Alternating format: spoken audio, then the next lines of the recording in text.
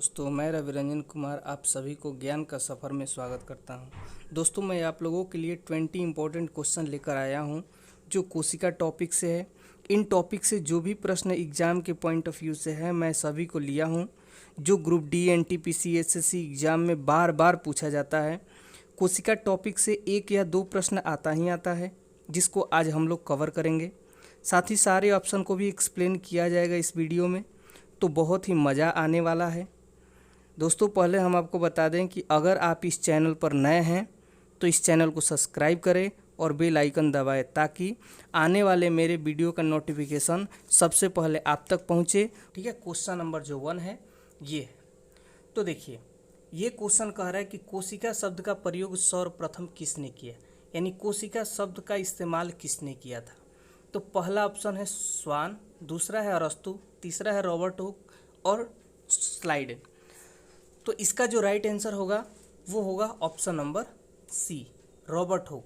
यानी कोशिका जो होती है सबसे छोटी इकाई है, और कोई भी चीज़ हमारे पैर में जब धंस जाता है तो उसको किसी नुकीले चीज़ से निकाला जाता है, यानी हुक से निकाला जाता है। तो इसका खोज भी किसने किया था, कोशिका का खोज किसने किया था, रॉबर्ट हुक ने। अब जो हमारा ऑप्शन नंबर 1 है वो है स्वान, और ऑप्शन नंबर जो डी है वो स्लाइडेन। तो स्वान और स्लाइडेन ने क्या किया था, तो स्वान और स्लाइडेन ने कोशिका का सिद्धांत दिया था। ठीक है, कोशिका का सिद्धांत इन्होंने दिया था। अब कोशिका का सिद्धांत होता क्या है, तो पहले हमारा है कोशिका, फिर है ऊतक, ऊतक से बनता है अंग, अंग से बनता है हमारा शरीर। तो यही कोशिका का सिद्धांत हुआ जिसने दिया था स्लाइडेन और स्वान ने। ठीक है, और आपके सामने है ऑप्शन नंबर जो बी है वो ऑप्शन नंबर बी, अरस्तु। अरस्तु को तो आप जानते ही होंगे, अरस्तु जो थे जीव विज्ञान के पिता थे। ठीक है, जीव विज्ञान के पिता थे अरस्तु। अरस्तु के गुरु थे प्लेटो, और अरस्तु के जो शिष्य थे वो थे सिकंदर। ठीक है, इतना डीप में जाने की ज़रूरत नहीं है क्योंकि ये प्रश्न में पूछता नहीं है। जो प्रश्न की दृष्टि से वही हम लोग कवर करने वाले हैं और एग्जाम्पल को एक्सप्लेन करेंगे ताकि हमको जानकारी सबसे ज़्यादा मिल सके। क्वेश्चन नंबर 2 आपके सामने है, कोशिका भित्ति कहाँ पाई जाती है। तो ऑप्शन नंबर ए है सेल्यूलोज, ऑप्शन नंबर बी है पादप कोशिका, सी है जंतु कोशिका और डी है राइबोसोम। तो पहले हम इसको देखते हैं कि कोशिका भित्ति कहाँ पाई जाती है। तो कोशिका भित्ति पाई जाती है पादप कोशिका में। पादप कोशिका यानी पेड़ पौधे में कोशिका भित्ति पाई जाती है। सेल्यूलोज, तो सेल्यूलोज से ही कोशिका भित्ति बना होता है, इतना याद रखिएगा। ये बार बार पूछता है कि कोशिका भित्ति किसकी बनी होती है, सेल्यूलोज की बनी होती है। राइबोसोम क्या है, तो राइबोसोम ये कोशिकांग है, यानी कोशिका में पाए जाने वाले कुछ अंग हैं जिसमें से ये एक है। ठीक है, राइबोसोम। और ऑप्शन नंबर जो बी और सी है इसमें कोशिका झिल्ली दोनों में पाया जाता है। यहाँ तक तो कोई दिक्कत नहीं है। अब देखिए, अब आप हम लोग के सामने क्वेश्चन नंबर 3 है जो इस प्रकार से है, पत्तियों का हरा रंग प्रदान कौन करता है। तो पत्तियों का हरा रंग कौन प्रदान करता है, इसको देखने से पहले एक चीज़ समझ लीजिए कि पत्तियों का हरा रंग यानी इसमें लवक पाया जाता है। पेड़ पौधे में क्या पाया जाता है, लवक। लवक जो होते हैं 3 प्रकार के होते हैं, वो होते हैं क्रोमोप्लास्ट, फिर होता है क्लोरोप्लास्ट और फिर है ल्यूकोप्लास्ट। तो इनका तीनों का अलग अलग काम है। पत्तियों का हरा रंग प्रदान करता है ऑप्शन नंबर बी, जो इस क्वेश्चन का राइट आंसर होगा ऑप्शन नंबर बी। ये हरे रंग का होता है और इसी के कारण हमारे पेड़ पौधे प्रकाश संश्लेषण की क्रिया करते हैं और भोजन बनाते हैं। ऑप्शन नंबर जो ये है वो क्रोमोप्लास्ट है।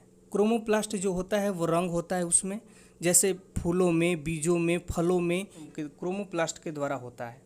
जो डी हमारा ऑप्शन है ल्यूकोप्लास्ट, ल्यूकोप्लास्ट जो होता है वो रंगहीन होता है। और ये कहाँ पाया जाता है ल्यूकोप्लास्ट, तो ये मान लीजिए हमारे पास कुछ पौधे हैं, पेड़ हैं, तो ये मिट्टी हो गया। मिट्टी के अंदर जड़ में जहाँ के अंग, पौधे के जहाँ के अंग जो होते हैं वो प्रकाश से वंचित होते हैं, वहीं पे ल्यूकोप्लास्ट पाया जाता है। तो मिट्टी के अंदर जड़ में प्रकाश नहीं जाता है तो ल्यूकोप्लास्ट यहीं पे पाया जाता है। इस भी क्वेश्चन में कोई दिक्कत नहीं है। तो क्वेश्चन को हम लोग अच्छे ढंग से कवर करते चले ताकि इससे बनने वाले कोई भी क्वेश्चन हो वो हम लोगों से छूट ना पाए। अगला हमारे पास क्वेश्चन है, क्वेश्चन नंबर 4 जो है वो कह रहे हैं कि फूलों और बीजों के विभिन्न प्रकार के आकर्षण रंग कौन प्रदान करता है। तो फूल और बीज के रंग कौन निर्धारण करता है, तो हमने पहले ही बताया ऑप्शन नंबर बी जो है इसका राइट आंसर होगा। क्रोमोप्लास्ट जो होता है उसका काम ही रंग वाला है, और वो फूल और फलों और बीजों का रंग निर्धारण कराता है। ल्यूकोप्लास्ट आप जानते ही हैं रंगहीन है, जो जड़ों में पाया जाता है, और क्लोरोप्लास्ट जो पत्तियों में पाया जाता है, भोजन की क्रिया कराता है ये, और टोनोप्लास्ट तो कोई लवक ही नहीं है। तो ये अब क्वेश्चन नंबर 4 भी क्लियर। अब अगले क्वेश्चन नंबर 5, कोशिका झिल्ली किसकी बनी होती है? तो कोशिका झिल्ली बनी होती है किसकी? अभी हम लोगों ने ऊपर देखा कोशिका भित्ति। क्या कोशिका भित्ति? कोशिका भित्ति किस में पाई जाती है? पादप कोशिका में, पेड़ पौधे में पाया जाता है। ठीक है, यह बाहरी सुरक्षा प्रदान करता है। हम लोग की सुरक्षा के लिए कपड़ा पहन लेते हैं, टी शर्ट पहन लेते हैं, स्वेटर पहन लेते हैं, लेकिन ये किससे सुरक्षा प्रदान करेगा? तो कोशिका भित्ति से। लेकिन कोशिका झिल्ली किसकी बनी होती है? तो कोशिका झिल्ली बनी होती है प्रोटीन की और लिपिड की, दोनों की बनी होती है। इसका आंसर बाई ऑप्शन हम लोग देते हैं कि जैसा ऑप्शन रहे वैसा इसका आंसर होता है। जब केवल प्रोटीन रहे, ओनली फॉर प्रोटीन, तो प्रोटीन उसका आंसर होगा। जब केवल लिपिड रहे तो लिपिड ही होगा। जब दोनों रहे तो बोथ दोनों हो जाएगा। यहाँ तक कोई दिक्कत नहीं है। कार्बोहाइड्रेट से कोई झिल्ली बनती नहीं है। ठीक है, अगला हमारा है क्वेश्चन नंबर 6। क्वेश्चन नंबर 6 जो है, मानव शरीर में कोशिकाओं में पाए जाने वाले गुणसूत्रों की संख्या जोड़े में कितनी होती है? तो देखिए, मानव शरीर में कुल क्रोमोसोम की संख्या होती है 46, जोड़ा में नहीं। और जब इसका जोड़ा निकालने की बात कहते हैं तो इसमें किससे भाग करते हैं? 2 से। तो जब 2 से हम लोग डिवाइड कर देते हैं तो हो गया 23, यानी 23 क्रोमोसोम जोड़ा में होता है। कितने? 23। ठीक है, अगला प्रश्न है क्वेश्चन नंबर 7। क्वेश्चन नंबर 7 ध्यान से देखिए, ये उसी क्वेश्चन नंबर 6 का जो है ऑप्शन आ गया है डी यहाँ पे, इससे कोई मतलब नहीं है। क्वेश्चन नंबर 7 देखिए, क्वेश्चन नंबर 7 क्या कह रहा है कि जैव कोशिका का कौन सा भाग पावर हाउस कहलाता है? यानी कोशिका का कौन सा ऐसा अंग है जिसको पावर हाउस कहते हैं? तो इसका जो राइट आंसर हमारे होने वाला है वो है option number C. Option number C is the right answer. क्यों? क्योंकि इसको पावर हाउस क्यों कहा जाता है, थोड़ा सा इसके बारे में हम लोग एक्सप्लेन करते हैं। देखिए, ये है कोशिका। कोशिका के अंदर होता है माइटोकॉन्ड्रिया। माइटोकॉन्ड्रिया में जो होता है एक चक्र चलता है जिसको हम लोग क्रेब्स चक्र कहते हैं। क्या? क्रेब्स चक्र कहते हैं। इस क्रेब्स चक्र चलने से क्या होता है? एटीपी निकलता है, और वो एटीपी की संख्या कितनी होती है? 38 एटीपी निकलता है। ये एटीपी जब निकलता है तो इसी एटीपी से ग्लूकोज बनता है। ठीक है, और ये ग्लूकोज हमारे शरीर के लिए क्या बनाता है? ऊर्जा बनाता है। तो जहाँ पे कोई ऊर्जा बनेगा उसी को ना हम लोग पावर हाउस कहेंगे।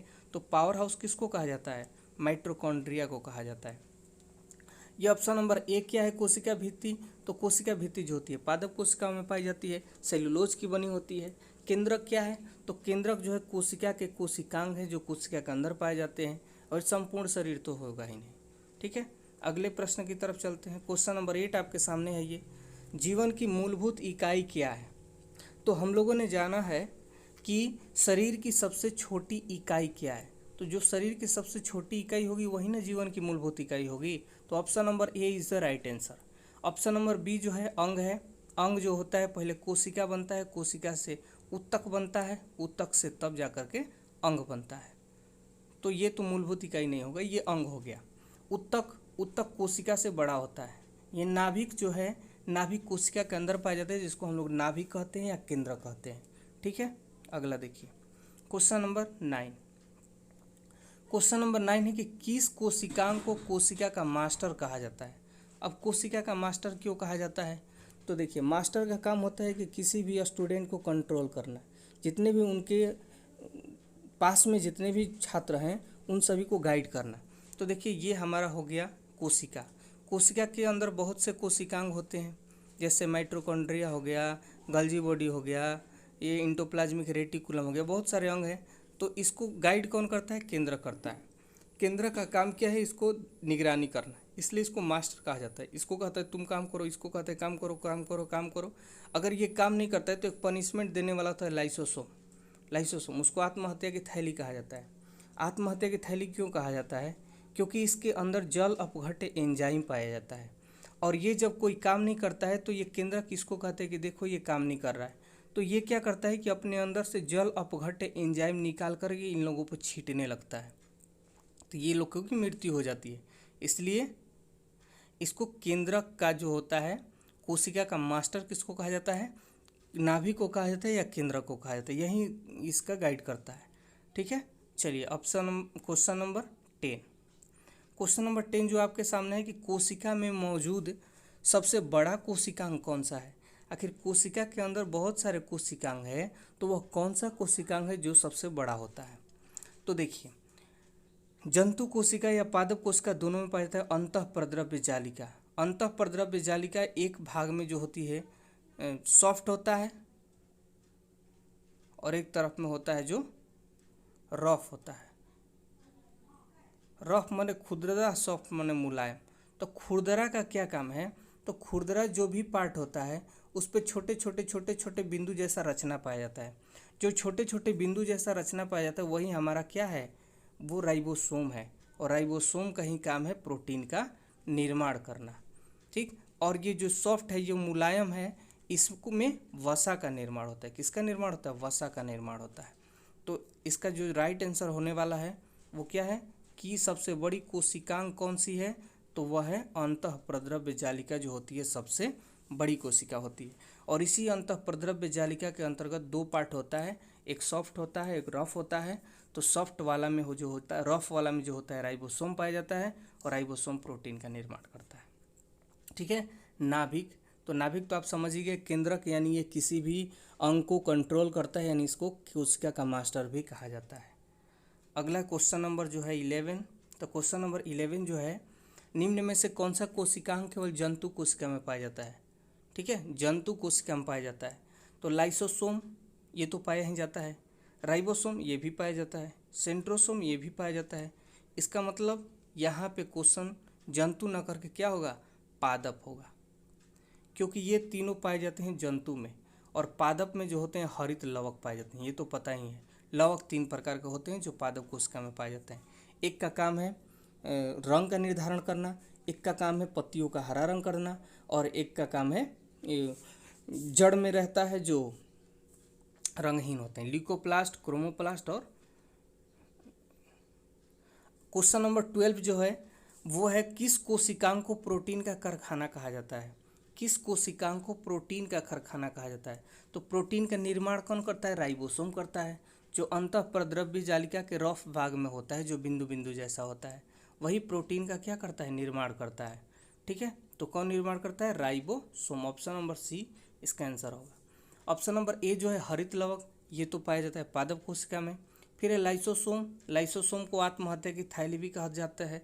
क्यों कहा जाता है? क्योंकि इसके अंदर जल अपघट्य एंजाइम होता है, या किसी भी कोशिका पे छिड़क देगा तो उसकी मृत्यु हो जाएगी, वो मर जाएगा, इसलिए इसको आत्महत्या की थैली कहा जाता है, यानी सुसाइड बैग इसको कहा जाता है। ठीक है। Question number 13।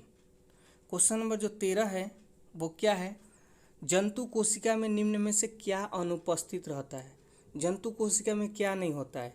तो कोशिका झिल्ली तो होता है, कोशिका झिल्ली जंतु कोशिका में भी होता है, पादप कोशिका में भी होता है। ये जो कोशिका भित्ति होती है वो केवल पादप कोशिका में होता है। ठीक है। केंद्रक जो होता है वो जंतु कोशिका में होता है। तो ऑप्शन नंबर बी इसका आंसर होगा, जो जंतु कोशिका में नहीं होता है। क्वेश्चन नंबर 14, तारकाय की खोज किसने की थी? तारकाय को हम लोग सेंट्रोसोम भी कहते हैं। क्या कहते हैं? सेंट्रोसोम। तारकाय का क्या काम है? कोशिका का विभाजन करना होता है। मान लीजिए यहाँ अंग है, अंग यहाँ कट गया इतना दूर में, तो ये जो पार्ट कट गया है इधर का कोशिका का काम है कि उसको पूर्ति करना। तो यही होता है कोशिका विभाजन में। ठीक है। अब देखिए, शरीर की, मानव शरीर के सबसे वह कौन सी अंग है जहाँ पे कोशिका विभाजन बहुत तेज़ी से होता है? तो यकृत में। कहाँ नहीं होता है? तो मस्तिष्क में या न्यूरॉन में। चूहा में, छिपकली में, इन सभी में कोशिका विभाजन पूंछ में तेजी से होता है, इसलिए कटता है और कुछ ही समय के बाद, कुछ ही दिनों के बाद, 2 दिन 4 दिन 5 दिन में उनके नए नए पूंछ आ जाते हैं। तो ये क्वेश्चन कह रहे हैं कि तारकाय की खोज किसने की थी? तो कैमिलो गोल्जी ने गोल्जी बॉडी की खोज की थी, गोल्जी बॉडी की खोज की थी। ठीक है। अगला जो है बोबेरी, बोबेरी ने ही तारकाय की खोज की थी या सेंट्रोसोम की खोज की थी? इसको हम लोग सेंट्रोसोम कहते हैं और हिंदी में तारकाय कहते हैं। रॉबर्ट ब्राउन ने कोशिका के अंदर केंद्रक की खोज की थी।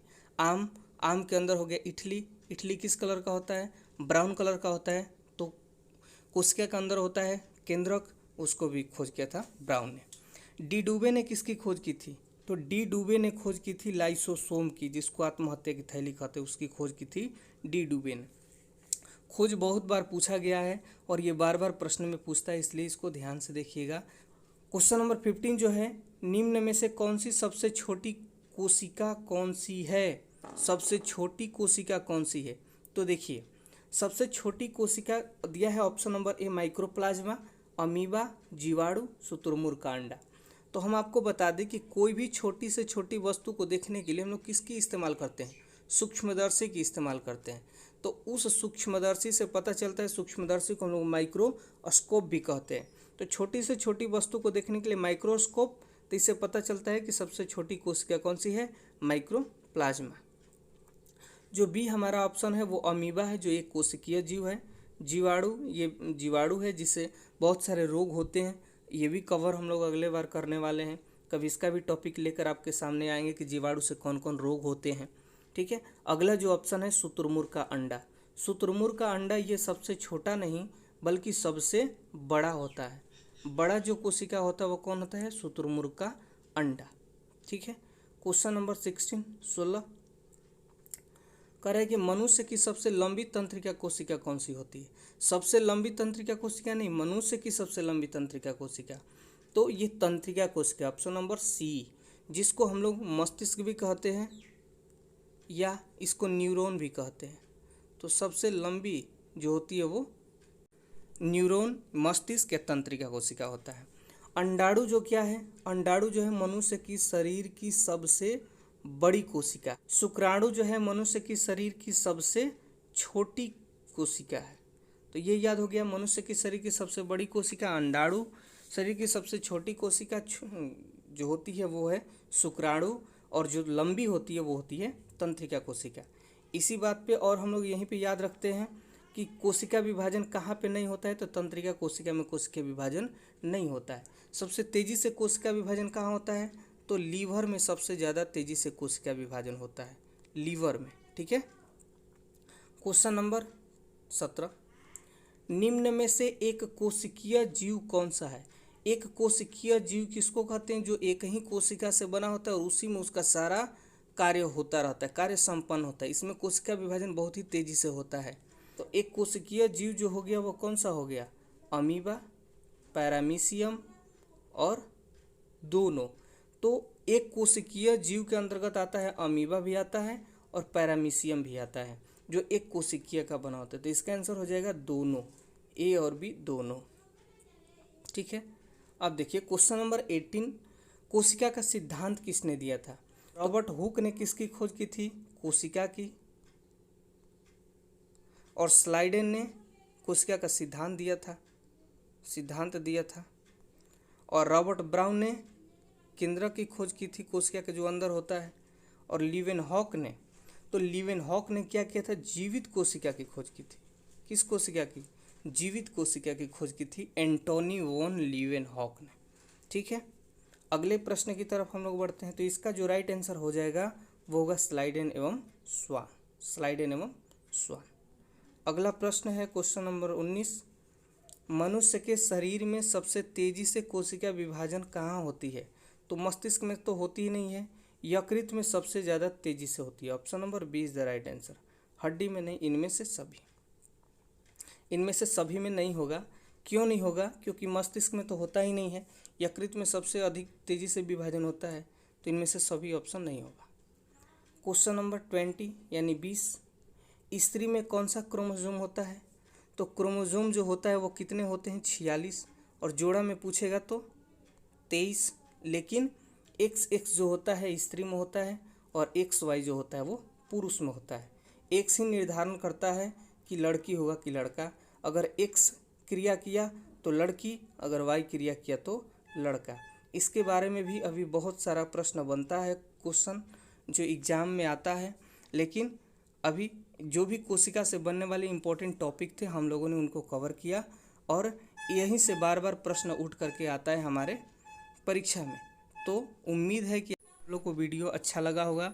अगर अच्छा लगा होगा तो वीडियो को लाइक करें, शेयर करें और सब्सक्राइब करें, ताकि आने वाले मेरे वीडियो का नोटिफिकेशन सबसे पहले आपको मिल सके। तो चलते हैं, फिर मिलते हैं अगले वीडियो में। तब तक के लिए जय हिंद, जय भारत।